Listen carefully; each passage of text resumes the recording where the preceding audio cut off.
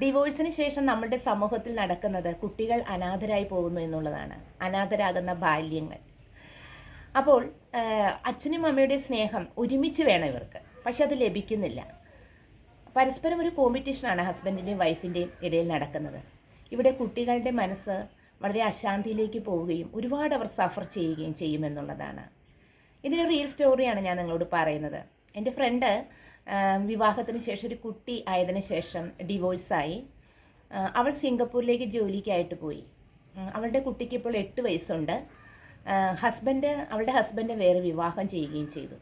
അങ്ങനെ ഈ കുട്ടി വളരെയധികം ഒറ്റപ്പെടൽ അനുഭവിച്ചു. ഈ കുട്ടിയുടെ ഗ്രാൻഡ്മയുടെ കൂടിയാണ് ഈ കുട്ടി വളരുന്നത്. പക്ഷേ എന്നാൽ പോലും ഈ കുട്ടി എപ്പോഴും മൂകമായിട്ടിരിക്കാനായിട്ട് തുടങ്ങി. തൻ്റെ അമ്മയുടെ ഫോൺ കോളുകളൊന്നും തന്നെ ഈ കുട്ടി അറ്റൻഡ് ചെയ്തില്ല എന്നുള്ളതാണ്. പക്ഷെ അവൾ അവളുടേതായ ഒരു ലോകത്തേക്ക് പോയി എന്നുള്ളതാണ്. ശരിക്കും നമുക്ക് സങ്കടം വരുന്നൊരു സിറ്റുവേഷനായിട്ടാണ് എനിക്കിത് തോന്നിയത്.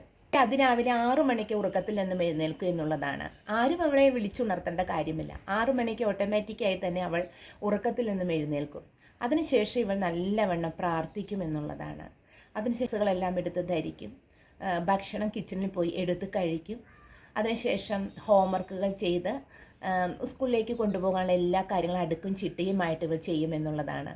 നമുക്ക് വളരെയധികം സങ്കടം വരുന്ന ഒരു അവസ്ഥയാണ് അവളുടേത്. സ്കൂളിൽ പോയി എല്ലാ കുട്ടികളുമായിട്ട് അവൾ അധികം ഒന്നും മിങ്കിൾ ചെയ്യില്ലെങ്കിലും ഡിയറസ്റ്റായ 2-3 ഫ്രണ്ട്സ് ഉണ്ട്. സ്കൂൾ വിട്ടതിന് ശേഷം തിരിച്ചു വന്ന ശേഷം സ്കൂളിലേക്കുള്ള ഹോംവർക്കുകളെല്ലാം തനിയെ ചെയ്യും. ആരുമായിട്ട് അധികം മിങ്കിളില്ല. അതിനുശേഷം അവൾ കുറച്ച് നേരം കളിക്കും. പിന്നെ വീണ്ടും രാത്രി കുറച്ച് നേരം പ്രാർത്ഥിച്ചതിന് ശേഷം കറക്റ്റ് 9 o'clock കിടന്നുറങ്ങും. ഈ 9 o'clock കിടന്നുറങ്ങുന്ന കുട്ടി പിന്നെ എഴുന്നേൽക്കുന്നത് 6 മണിക്കാണ്. ആരോടും ഒരു ശാഠ്യം കാണിക്കുകയോ പരാതി പറയുകയോ പരിഭവം പറയുകയോ ഒന്നും അവൾക്കില്ല എന്നുള്ളതാണ്. അവളുടെ ജീവിതം ഒരു ശാന്തമായിട്ട് ഒഴുകുന്നൊരു പുഴ പോലെ മുന്നോട്ട് കൊണ്ടുപോവുകയാണ്. അവൾ സ്വയം സെൽഫ് സഫിഷ്യൻസി കൈവരിച്ചു എന്നുള്ളതാണ്. പക്ഷേ ഇവൾ എന്തുകൊണ്ടാണ് അങ്ങനെ സെൽഫ് സഫിഷ്യൻസി കൈവരിക്കാനുള്ള കാരണം അവൾക്ക് മനസ്സിലായി, അവളുടെ കുഞ്ഞു മനസ്സിന് മനസ്സിലായി അവൾ അനാഥയാണ് എന്നുള്ളത്. അച്ഛനുമുണ്ട്, അമ്മയുമുണ്ട്. ഒരു പക്ഷേ ഇനി അമ്മ ഒരിക്കൽ മാരീഡ് ആയാലും തീർത്തും വീണ്ടും അവൾ അനാഥയാകുകയാണ് ചെയ്യുന്നത്. അപ്പോൾ ഒരിക്കലും തൻ്റെ അച്ഛൻ്റെ അമ്മയുടെ സ്നേഹം തനിക്ക് ഒരുമിച്ച് കിട്ടില്ല എന്നും താൻ ഒരു അനാഥയാണെന്ന് ആ കുഞ്ഞു മനസ്സിൽ തോന്നിയത് കൊണ്ട് മാത്രമാണ് അവൾ എല്ലാ കാര്യങ്ങളും സ്വയം ചെയ്യാനും സെൽഫ് സഫിഷ്യൻസി കൈവരിക്കാനും തീരുമാനിച്ചത് എന്നുള്ളതാണ്. അപ്പോൾ നമ്മുടെ സമൂഹത്തിൽ ഇങ്ങനെ ഒറ്റപ്പെടുന്ന ഒരുപാട് ബാല്യങ്ങളുണ്ട് എന്നുള്ളതാണ്. ഇത് എവിടെയാണ് ഈ മിസ്റ്റേക്ക് സംഭവിക്കുന്നത്? 1 വർഷം പ്രണയിച്ചതിന് ശേഷം വിവാഹം കഴിക്കുന്നവരുണ്ട്. എന്നാൽ വിവാഹത്തിന് ശേഷം പഴയ സ്പാർക്ക് അനുഭവപ്പെടുന്നില്ല എന്ന് പറഞ്ഞുകൊണ്ട് ദാമ്പത്യത്തിൽ കലഹമുണ്ടാക്കുന്നവരുണ്ട്.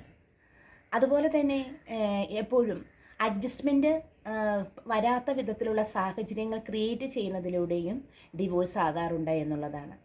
പരസ്പരം മനസ്സിന് പൊരുത്തപ്പെടലില്ല എങ്കിൽ ആ ബന്ധം മുന്നോട്ട് കൊണ്ടുപോകാൻ വളരെയധികം ബുദ്ധിമുട്ടാണ് എന്നുള്ളതാണ്.